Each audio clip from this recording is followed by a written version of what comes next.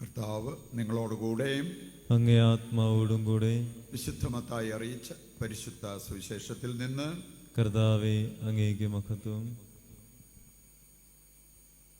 അധ്യായം 9, 18 മുതലുള്ള തിരുവചന ഭാഗം. അക്കാലത്ത് യേശു ശിഷ്യന്മാരോട് സംസാരിച്ചു കൊണ്ടിരിക്കുമ്പോൾ ഒരു ഭരണാധികാരി അവനെ സമീപിച്ച് താണു വണങ്ങിക്കൊണ്ട് പറഞ്ഞു, എൻ്റെ മകൾ അല്പം മുമ്പ് മരിച്ചുപോയി. നീ വന്ന് അവളുടെ മേൽ കൈവയ്ക്കുമെങ്കിൽ അവൾ ജീവിക്കും. യേശുവും ശിഷ്യന്മാരും അവനോടൊപ്പം പോയി. 12 വർഷമായി രക്തസ്രാവം നിമിത്തം കഷ്ടപ്പെട്ടിരുന്ന ഒരു സ്ത്രീ പിന്നിലൂടെ വന്ന് അവൻ്റെ വസ്ത്രത്തിൻ്റെ വിളിമ്പിൽ സ്പർശിച്ചു. അവൻ്റെ വസ്ത്രത്തിലൊന്ന് സ്പർശിച്ചാൽ മാത്രം മതി, എനിക്ക് സൗഖ്യം കിട്ടും എന്നവൾ ഉള്ളിൽ വിചാരിച്ചിരുന്നു. യേശു തിരിഞ്ഞ് അവളെ നോക്കി അരുൾ ചെയ്തു, മകളെ, ധൈര്യമായിരിക്കുക, നിന്റെ വിശ്വാസം നിന്നെ രക്ഷിച്ചിരിക്കുന്നു. ആ നിമിഷം മുതൽ അവൾ സൗഖ്യമുള്ളവളായി. യേശു ഭരണാധികാരിയുടെ ഭവനത്തിലെത്തി. കുഴലൂത്തുകാരെയും ബഹളം വയ്ക്കുന്ന ജനങ്ങളെയും കണ്ട് പറഞ്ഞു, നിങ്ങൾ പുറത്തു പോകുവിൻ, ബാലിക മരിച്ചിട്ടില്ല, അവൾ ഉറങ്ങുകയാണ്. അവരാകട്ടെ അവനെ പരിഹസിച്ചു. ജനക്കൂട്ടത്തെ പുറത്താക്കിയ ശേഷം അവൻ അകത്ത് കടന്ന് അവളെ കൈക്ക് പിടിച്ച് ഉയർത്തി. അപ്പോൾ ബാലിക എഴുന്നേറ്റു. ഈ വാർത്ത ആ നാട്ടിലെങ്ങും പരന്നു. കർത്താവിൻ്റെ സുവിശേഷം. ക്രിസ്തുവേ, അങ്ങേക്ക് സ്തുതി.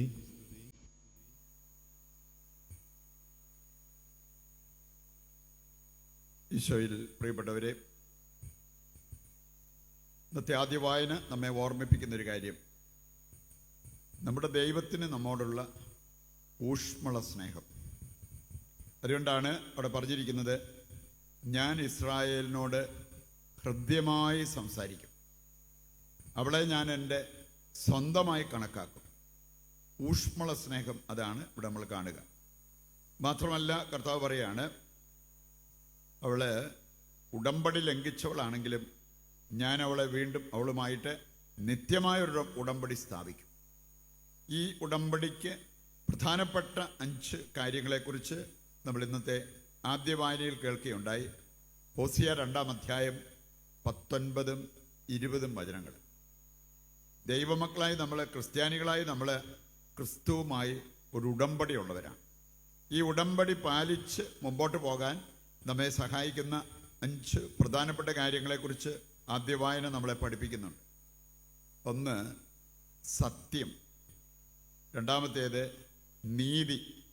നമുക്കറിയാം, ഹോസിയ 5:24 വായിക്കുമ്പോൾ അവിടെ പറഞ്ഞിരിക്കുന്നത്, നീതി ജലം പോലെ ഒഴുകട്ടെ, സത്യം ഒരിക്കലും വറ്റാത്ത നീർച്ചാല് പോലെ.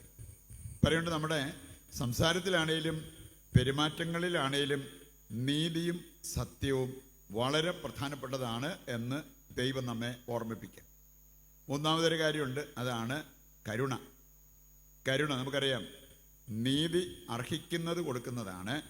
കരുണ എന്ന് പറയുന്നത് ഒരർഹിക്കുന്നില്ലെങ്കിലും ദൈവത്തോടുള്ള നമ്മുടെ സ്നേഹത്തെ പ്രതി നമ്മൾ ചെയ്യുന്നൊരു കാര്യം, കാരുണ്യപ്രവൃത്തി.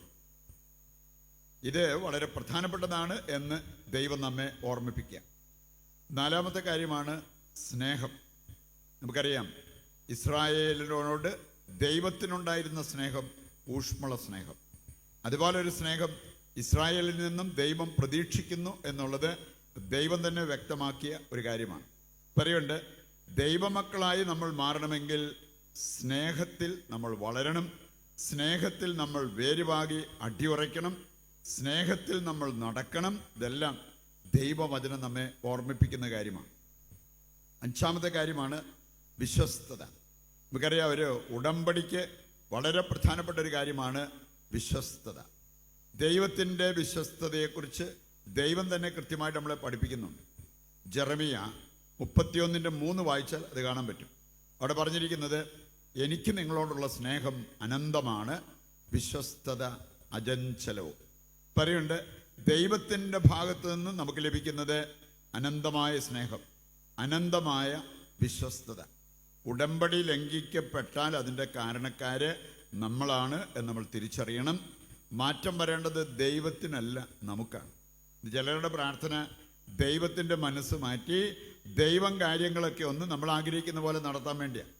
അതല്ല, നമുക്ക് പ്രധാനപ്പെട്ട ഒരു കാര്യം നമ്മുടെ മനസ്സ് രൂപപ്പെടുത്തി ദൈവത്തിന് നമ്മെക്കുറിച്ചുള്ള പദ്ധതി അംഗീകരിച്ച് മുമ്പോട്ട് പോകാൻ നമുക്ക് സാധിക്കണം. അപ്പം അതിനുള്ള ഒരു പ്രാർത്ഥന നടത്തുന്നതാണ് യഥാർത്ഥമായ പ്രാർത്ഥന. അത് സാധിക്കുന്നവരുടെ മനസ്സാണ്, വളർന്നവരുടെ മനസ്സ് എന്ന് നമുക്ക് പറയാൻ സാധിക്കും. ഇവിടെ ഇന്നത്തെ സുവിശേഷ ഭാഗം നമ്മെ ഓർമ്മിപ്പിക്കുന്നു വിശ്വാസം മൂലം സംഭവിക്കാവുന്ന കാര്യങ്ങൾ. രണ്ട് പ്രധാനപ്പെട്ട കാര്യങ്ങൾ നമ്മൾ കാണുകയുണ്ടായി. ജൈറോസിൻ്റെ മകള് മരിച്ചവളെ വീണ്ടും ജീവനിലേക്ക് കൊണ്ടുവരുന്ന കർത്താവ്. ഇനി അതിന് കർത്താവിന് പല പ്രതിസന്ധികളും കടക്കേണ്ടി വന്നു. അവൾ മരിച്ചിട്ടില്ല, അവൾ ഉറങ്ങുകയാണ്, അവളെ ജീവനുള്ളവളായി നിനക്ക് കിട്ടും എന്ന് പറഞ്ഞപ്പോൾ ഒരു പരിഹസിക്കുകയാണ് ചെയ്തത്. ഇന്ന് മനുഷ്യർ നമ്മളെ ഒന്ന് പരിഹസിച്ചു കഴിഞ്ഞാൽ നമ്മുടെ തല താഴും, നമ്മുടെ മനസ്സിടിയും, പിന്നെ മുമ്പോട്ടുള്ള യാത്ര ചിലപ്പം നിന്നെന്ന് വരും. അങ്ങനെ എന്തെല്ലാം പ്രശ്നങ്ങളാണ് മനുഷ്യർ നമ്മളെ പരിഹസിക്കുമ്പോൾ നമ്മുടെ ജീവിതത്തിൽ വന്നുകൂടുന്നത്. ഇവിടെ നമ്മൾ കാണുകയാണ് ദൈവത്തെ പരിഹസിച്ച മനുഷ്യർ, എന്നിട്ട് പോലും അവൻ നിരുത്സാഹപ്പെടുന്നതായിട്ട് നമ്മൾ കാണുന്നില്ല. അവൻ്റെ യാത്ര മുമ്പോട്ട് തന്നെയായിരുന്നു. വചനം നമ്മെ പഠിപ്പിക്കുന്ന ഒരു കാര്യമാണ്, ക്രിസ്ത്യാനി യാത്ര ചെയ്യേണ്ടത് പുറകോട്ടല്ല, ക്രിസ്ത്യാനി യാത്ര ചെയ്യേണ്ടത് മുമ്പോട്ടാണ്. അപ്പോസ്തല പ്രവർത്തനം 20-ാം അധ്യായത്തിൻ്റെ 22 മുതൽ വായിച്ചാൽ പൗലോസ് പറയുന്നൊരു കാര്യമുണ്ട്. മുമ്പോട്ട് ഞാൻ യാത്ര ചെയ്താൽ ജയിലിൽ കിടക്കേണ്ടി വരും, മരണം ഏറ്റെടുക്കേണ്ടി വരും, എങ്കിലും ഞാൻ മുമ്പോട്ടേ യാത്ര ചെയ്യത്തുള്ളൂ. നമ്മളൊക്കെ എന്തെങ്കിലും സഹനം കണ്ടു കഴിയുമ്പോഴേ പുറകോട്ട് യാത്ര ചെയ്യും, അല്ലെങ്കിൽ പിന്തിരിഞ്ഞോടുന്ന ആ ഒരവസ്ഥ.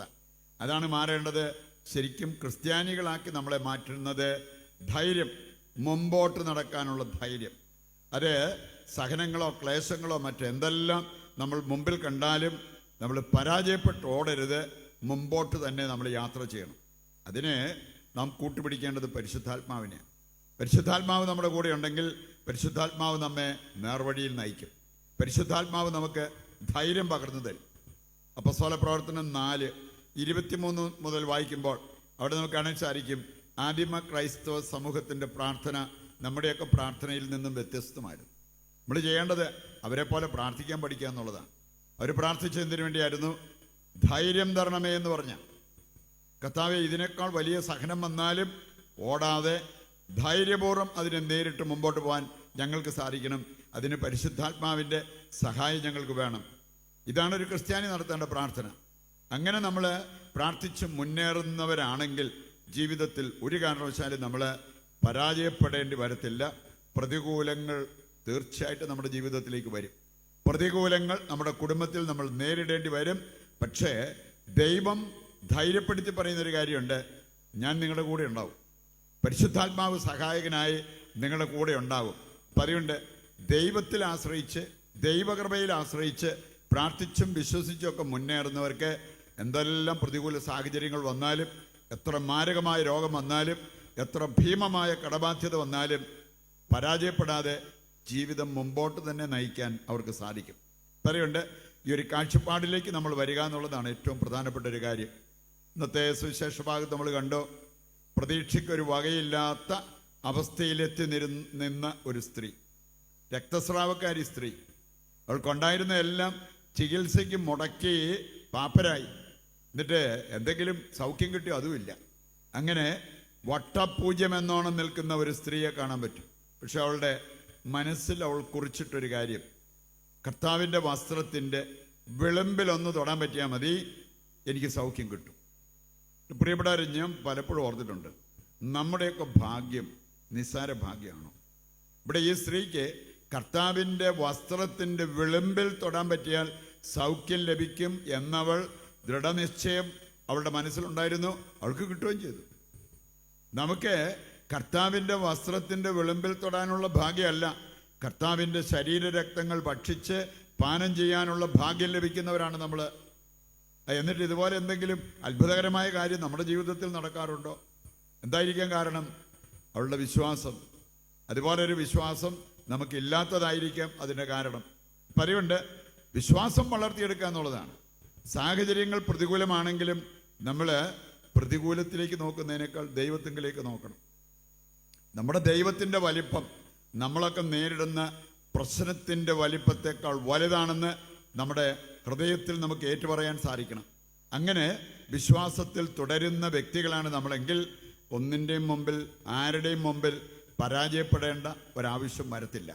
അപ്പം അതുകൊണ്ട് ആ ഒരു ബോധ്യത്തിലേക്ക് വന്ന് അതനുസരിച്ച് നമ്മുടെ ജീവിതം മുമ്പോട്ട് നയിക്കുക എന്നുള്ളതാണ് നമുക്ക് ഏറ്റവും ആവശ്യമായിട്ടുള്ളത്. നമ്മുടെ കുടുംബം ക്രിസ്തീയ കുടുംബമാക്കി നമ്മൾ മാറ്റണം. അതിന് ആവശ്യമായ കാര്യങ്ങൾ നമ്മൾ ചെയ്യുന്നെങ്കിൽ ആ കുടുംബത്തിൽ ദൈവസാന്നിധ്യം അനുഭവിക്കാൻ സാധിക്കും. ആ കുടുംബാംഗങ്ങൾ ജീവിത വിജയം കൈവരിക്കുകയും ചെയ്യും. ഈ ഒരു ധ്യാന ചിന്തയിലേക്ക് നമ്മളെ ഓരോരുത്തരെയും ഉയർത്തി അതനുസരിച്ച് ജീവിക്കുവാൻ വേണ്ട പ്രചോദനവും അഭിഷേകവും നൽകണമെന്ന് ഈ ബലിയിൽ ദൈവത്തോട് നമുക്ക് പ്രത്യേകം പ്രാർത്ഥിക്കുകയും ചെയ്യാം.